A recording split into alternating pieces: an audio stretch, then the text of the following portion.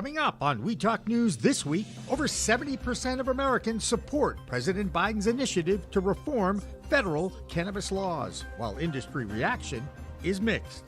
U.S. Health and Human Services Secretary Xavier Becerra is already working with the FDA to review cannabis's federal scheduling status. Major League Baseball welcomes Charlotte's Web as their first official CBD sponsor. Everything's gonna be alright. Everything's gonna be alright. So go my dog cry. 3 days of very high lifestyle show was a huge success in Boxborough, Massachusetts, filled with celebrities and entertainment. All that and more on We Talk News with Elena Pinto next. Pro Cannabis Media original content is sponsored by Revolutionary Clinics, with 3 locations in the greater Boston market where the medical patient comes first. And by Green Goddess Supply, your online paraphernalia superstore and the home of the Armoire Indoor Growing System. And by Holyoke Cannabis, the sponsor of the Massachusetts Cannabis Report. And by TCP Lighting, grow like a pro with Style Lighting's LED Grow Kit. And by Charles River Insurance, your experienced insurance specialist for the cannabis industry. And Greenspoon Martyr, one of the most respected law firms in the cannabis industry. We are Pro Cannabis Media.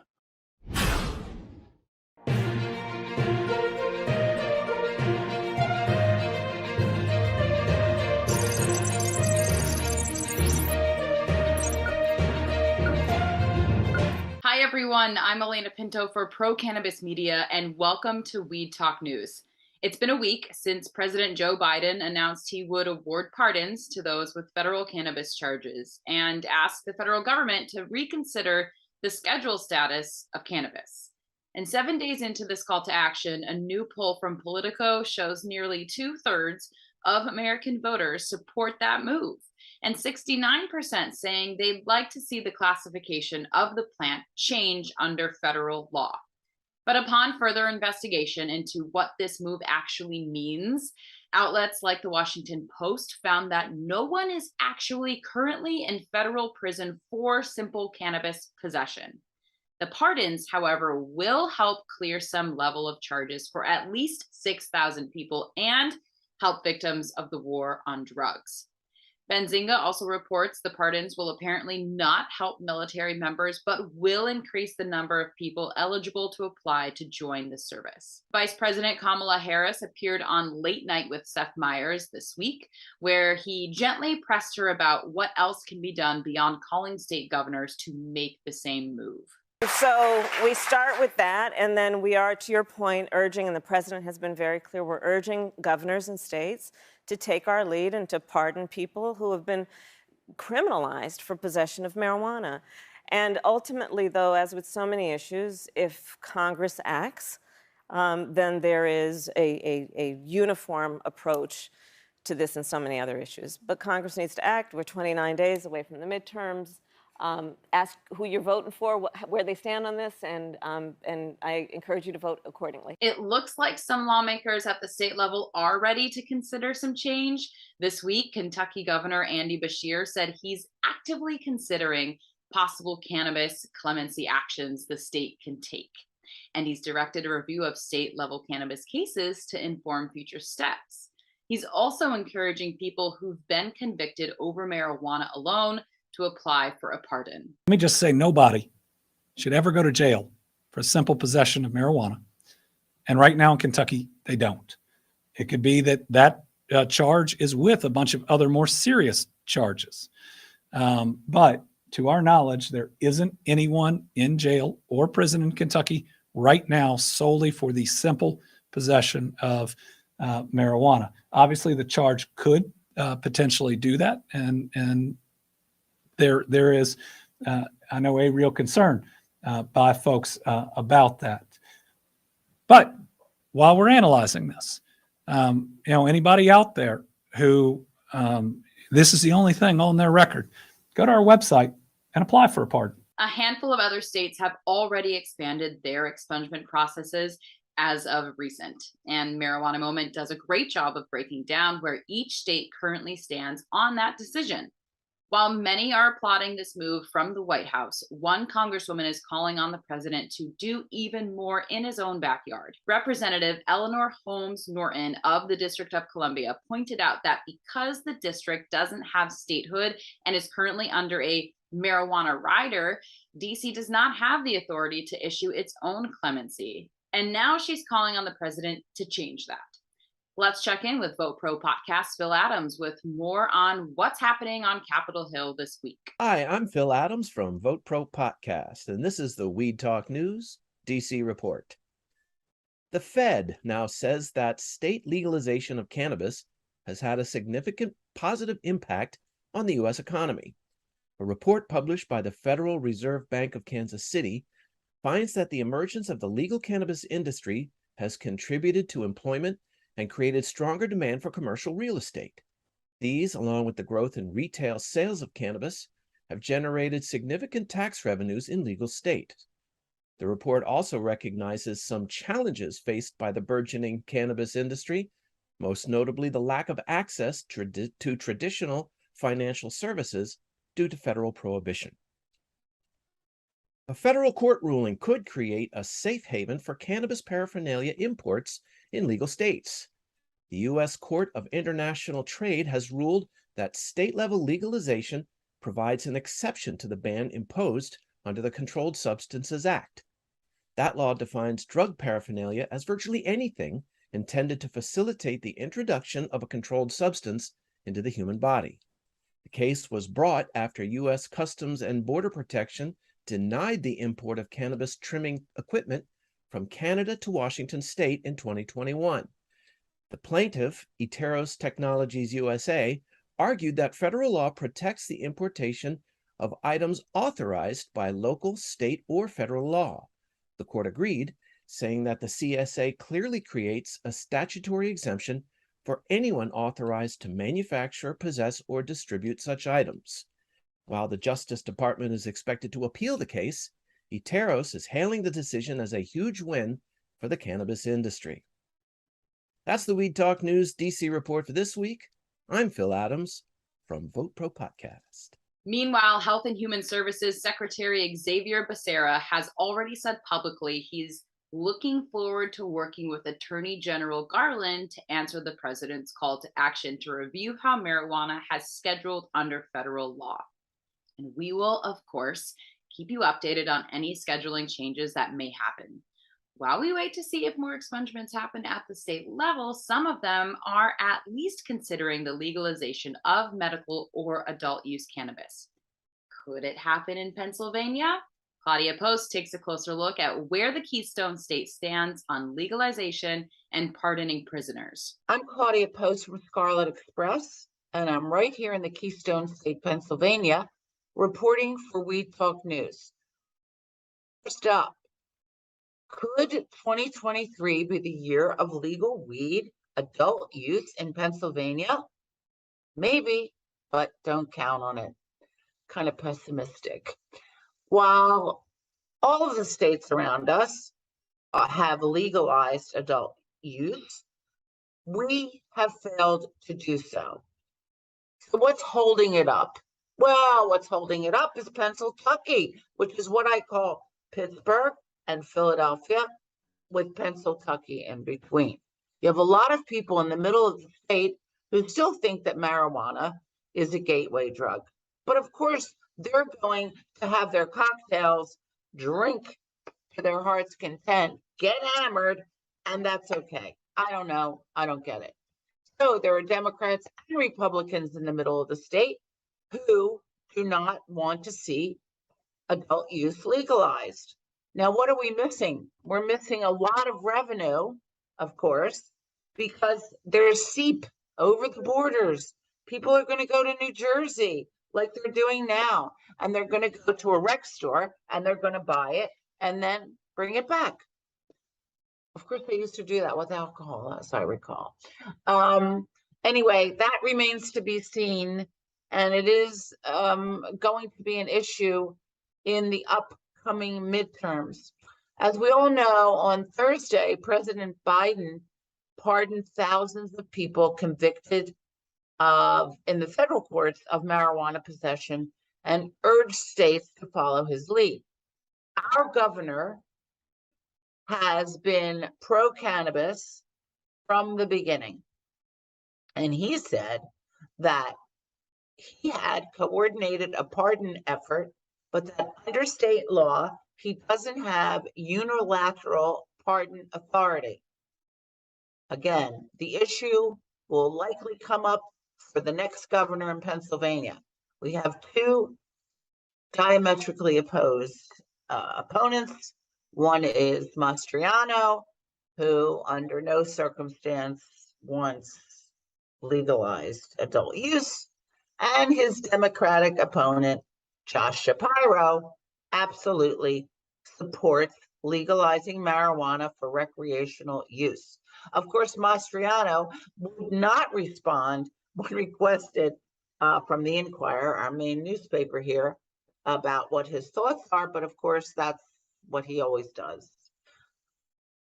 Next, a series of investigative stories from Spotlight PA, which, by the way, is a really good publication, really kind of unearths a lot of stuff that's going on in Pennsylvania, uncovered a lot of serious flaws in our medical marijuana program, which prompted for calls for change from doctors, patients, industry leaders, and policymakers. So here's what they found: misleading or dangerous tactics by cannabis business, unequal advertising rules, legal gray areas for workers and employers, and inconsistent enforcement by the administration. What's included in the report? First, a review of more than 60 websites revealed that some cannabis companies made statements that multiple health policies and addiction treatment experts call misleading, incorrect, or dangerous.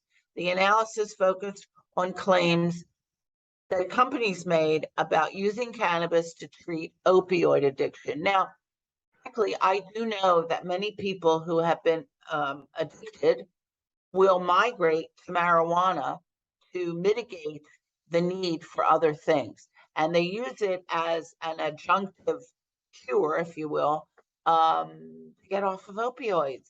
I mean, wouldn't you rather smoke weed than, oxycodone? But of course, that's legal. So the other thing is, secondly, patients in Pennsylvania need approval from a physician before they can buy cannabis at dispensaries. Now, initial certifications often cost between $125 and $225 and must be renewed annually. Of course, that's a cost to people, and a big one. But unusual advertising restrictions and inconsistent enforcement have given an advantage to largely unregulated businesses, meaning they can charge whatever they want. Meanwhile, an individual physician working on their own in a small practice are not allowed unless they're designated by the state. Lastly, a review of more than a dozen state and federal lawsuits show how medical marijuana patients in Pennsylvania are being denied work, demoted, or fired for using the drug.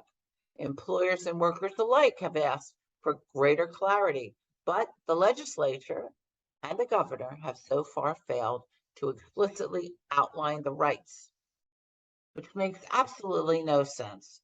So you could smoke marijuana, you could you can get the card, but then you could get fired because you smoke marijuana. I don't know. It's kind of a bizarre thing. Well, that's a wrap from Pennsylvania. I'm Claudia Post for Scarlet Express, and I'll be back next week to talk about what's hot and what's not in Pennsylvania. From Weed Talk News, have a fabulous week. Arkansas is another state looking at legalization this year, specifically for medical use. But the campaign to do so may not be going quite as planned. The Arkansas Advocate reports the city of Little Rock sent a cease and desist letter to a group sponsoring Arkansas's recreational marijuana ballot initiative. demanding the group take down an ad they say depicted Little Rock police officers. Brave men and women in law enforcement deserve our support. You can vote to support our law enforcement by voting for Issue 4 this election.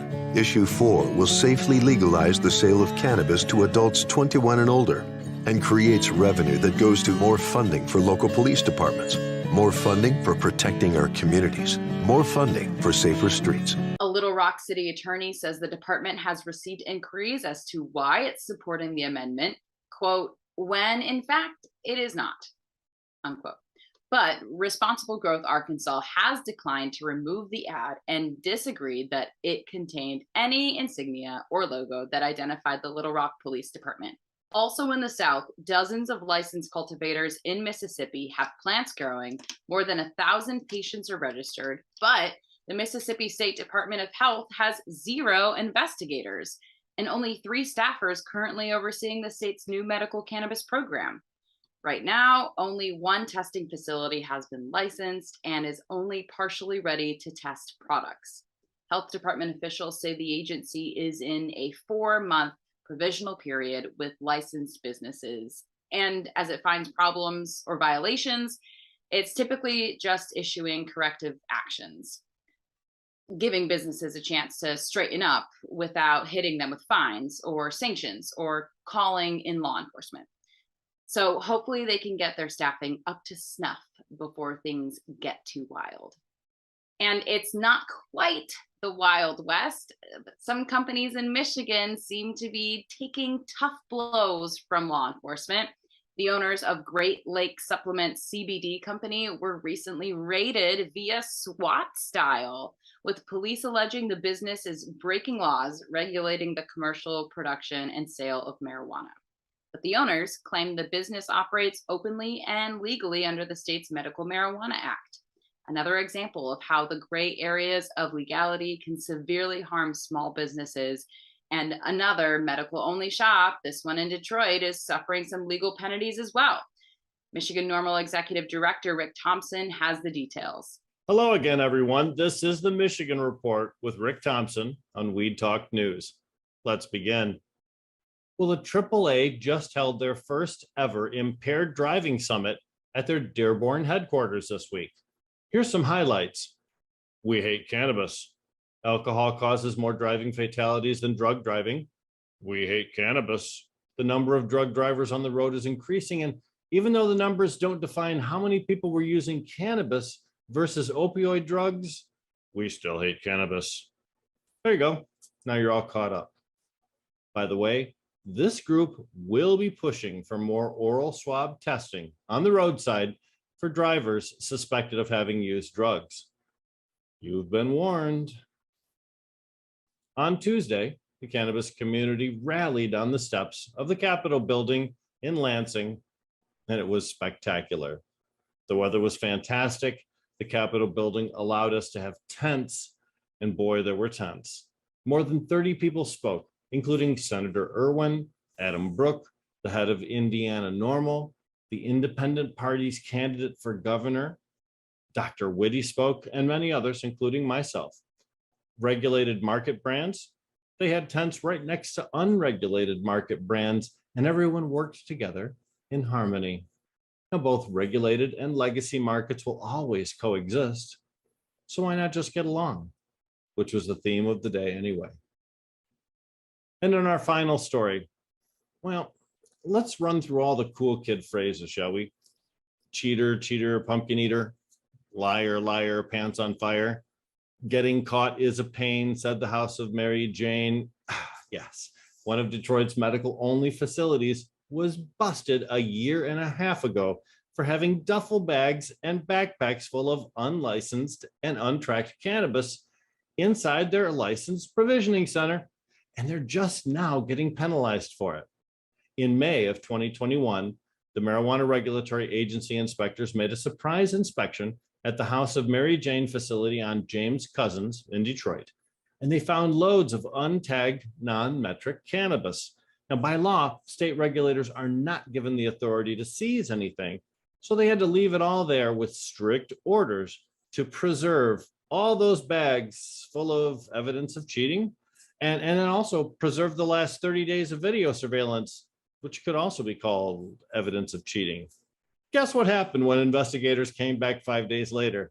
Yep, all the evidence of cheating was gone. I am so shocked. It took 7 months from May of 2021 until December of 2021 for the Marijuana Regulatory Agency to issue an order outlining the violations, which is too long. And it took from December 2021 until October of 2022 to negotiate the penalty House of Mary Jane agreed to, which is way too long. Our Cannabis Regulatory Agency has promised to step up enforcement actions against licensed cannabis companies who cheat, but the CRA needs to step up their standard operating procedures to adjust for these procedural failures and unnecessary administrative delays. Now, for all that cheating and deleting and misleading, the House of Mary Jane, they got a $75,000 fine and a 30-day license suspension. It took 17 months for this whole scenario to play out. The system needs to work better. And that's it for the Michigan Report with Rick Thompson on Weed Talk News.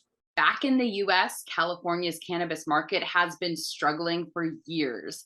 And this week, the state's attorney general announced that nearly 1 million illegally grown plants and more than 200,000 pounds of processed cannabis were seized by state authorities during the 2022 season alone. The attorney general said, quote, California has the largest safe, legal, and regulated cannabis market in the world, but unfortunately, illegal and unlicensed grows continue to proliferate. And many still argue the state's tax infrastructure is to blame for a large part of that. So let's travel north now to check in with Marianne Kersagi for this week's Oregon Report. I'm Marianne from Alibi Cannabis with this week's Oregon Cannabis Report for Weed Talk News. Rapper Wiz Khalifa is coming to Oregon. Hotbox out in Ontario, just a stone's throw over the Snake River from the Idaho border, is hosting a free community concert October 15th. Definitely worth stopping by if you are in the area. Oregon's Governor Kate Brown is rated last, according to Morning Consult. So President Biden is coming to town this weekend to garner support for the Democrat running for governor. If you have an extra 10 grand, you can get a photo with him. Wild, the #1 cannabis edibles brand, which is based in Oregon, is launching a new line of solventless gummies. Due out in Q4, these look delicious.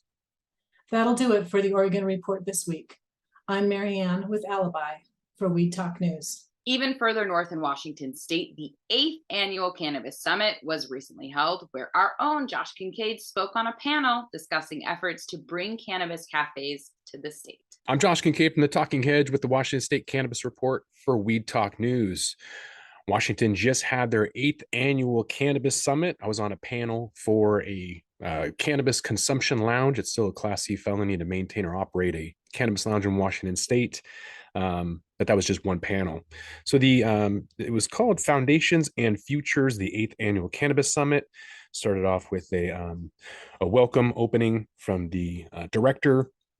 And the keynote was Representative Shelley Kloba, who has been really helpful in my bill that I wrote to overturn that Class C felony on maintaining and operating a cannabis lounge. So Representative Kloba was in the House, and she's helped push a lot of our bills as well. There was a tribal innovation panel that was really interesting, and so I got to chat with the gal afterwards about tribal cannabis. Hopefully we'll get in to go and see one of those facilities and talk about that later on in the year.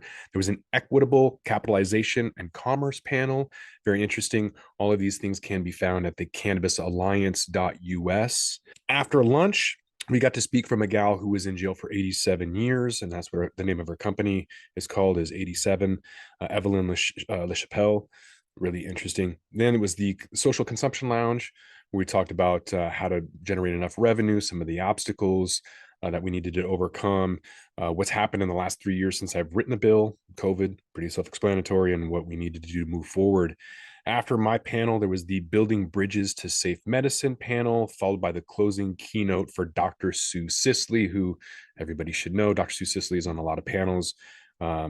So that was it. It was very interesting.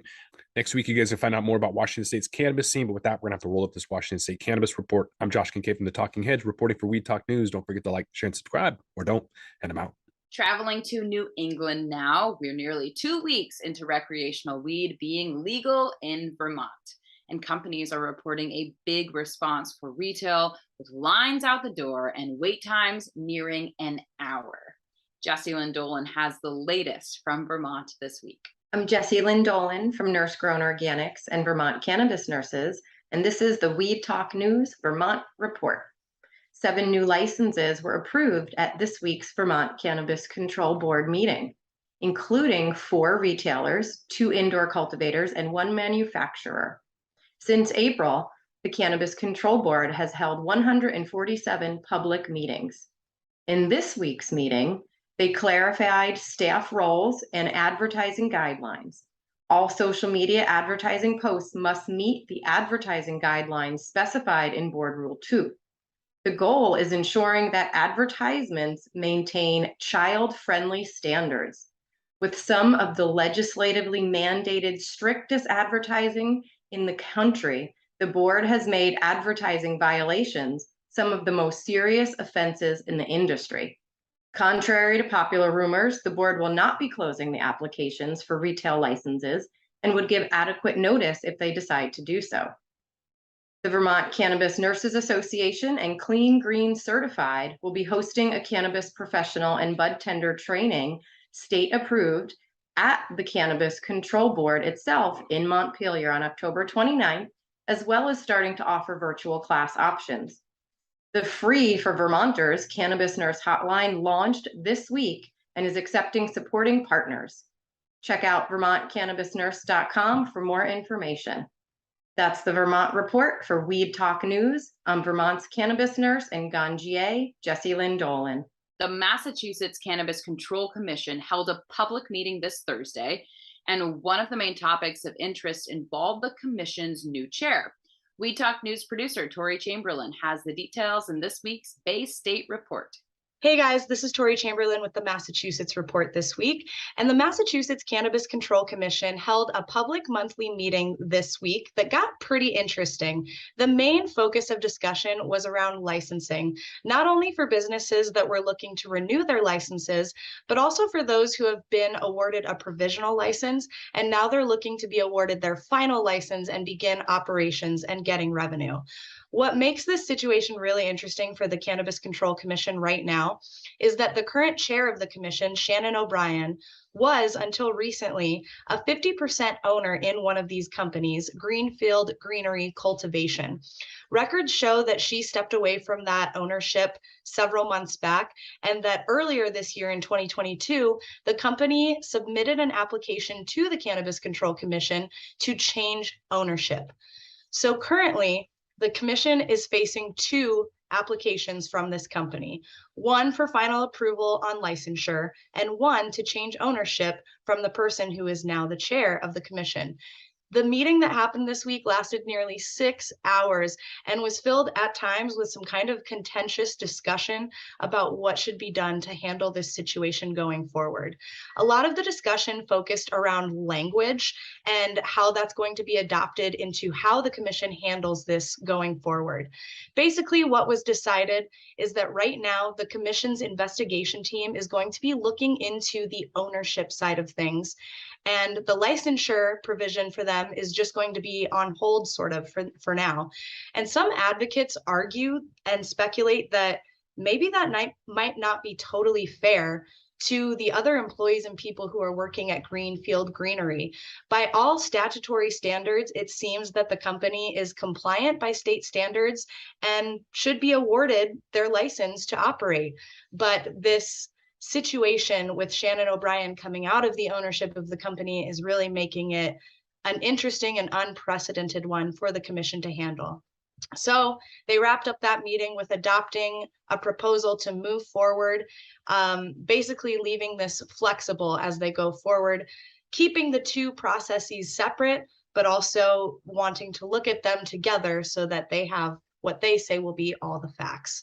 That's what's going on in the Bay State this week. I'm Tori Chamberlain. See you next time. Bay State Cannabis Report is supported by Holyoke Cannabis, Holyoke's finest cannabis recreational experience.